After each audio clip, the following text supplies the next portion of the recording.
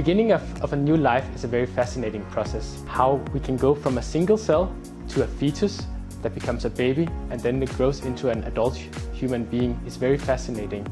Here in the Heart Morphogenesis group, we are trying to understand how the heart acquires the correct shape during this process, something that is very important for its correct function.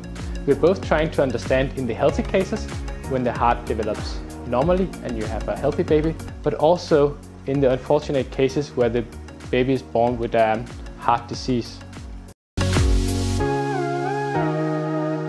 Un enfant sur 100 est aujourd'hui atteint de malformations cardiaques. Et donc, un des buts de la recherche qu'on mène ici est d'ouvrir de nouvelles perspectives pour ces enfants.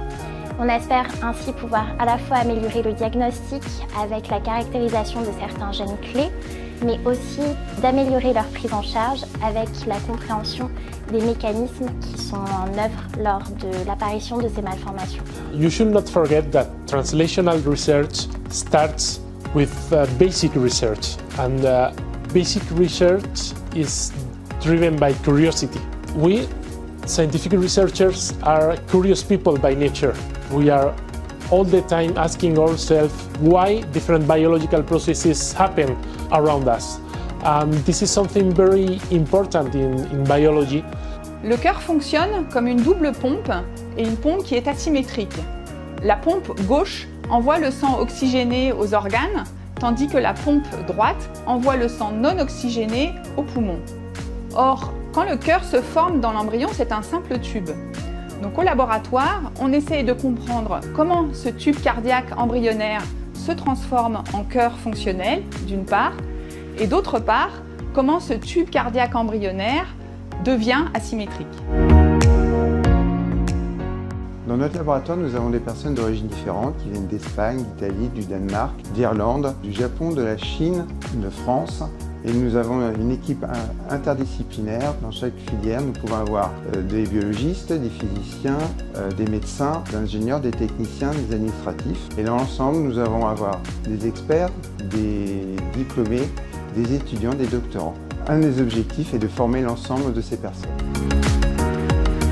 Alors une maladie qui nous intéresse au laboratoire, c'est l'hétérotaxie, qui représente une maladie où il y a des défauts d'asymétrie entre la droite et la gauche, et cette maladie touche notamment le cœur.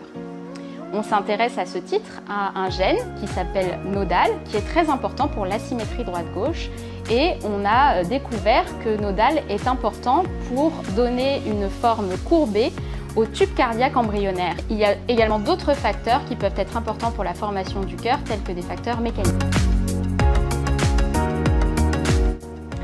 Not only our team, but also our work is international. Some of our inspiration for our work and our collaborators are abroad, and our findings and expertise could have an impact to group anywhere in the world. Pour comprendre les mécanismes moléculaires de la formation du cœur, nous avons besoin de comprendre quels sont les gènes qui sont actifs, une technique qu'on appelle la transcriptomique. Pour pouvoir détecter cette activité génétique, à peu près des milliers de gènes, nous avons recours à des techniques de pointe à l'Institut Imagine qui permettent de séquencer les gènes. Pour nos recherches, on a besoin d'étudier l'anatomie du cœur en 3 dimensions, ainsi que la distribution des gènes dans le cœur. Donc l'imagerie 3D et les innovations technologiques dans le domaine sont primordiales pour nous. On utilise par exemple la méthode de transparisation qui consiste à rendre chimiquement le cœur transparent. On peut ainsi en observer les différents tissus, le voir dans sa globalité, et ce sans effectuer de coupe au préalable et avec une précision maximale. On sait décrire comment le cœur se forme. On sait analyser quels sont les facteurs nécessaires grâce aux techniques récentes d'édition génétique. Un rêve pour le futur, c'est de comprendre ce qui est suffisant pour former un cœur. Et pour ça, il y a 2 pistes. Une première piste par la technique dite d'organoïde, qui permet de générer au laboratoire un organe à partir de cellules. Et l'autre piste, ce sont les simulations par ordinateur pour reproduire dans l'ordinateur les étapes de la formation d'un organe.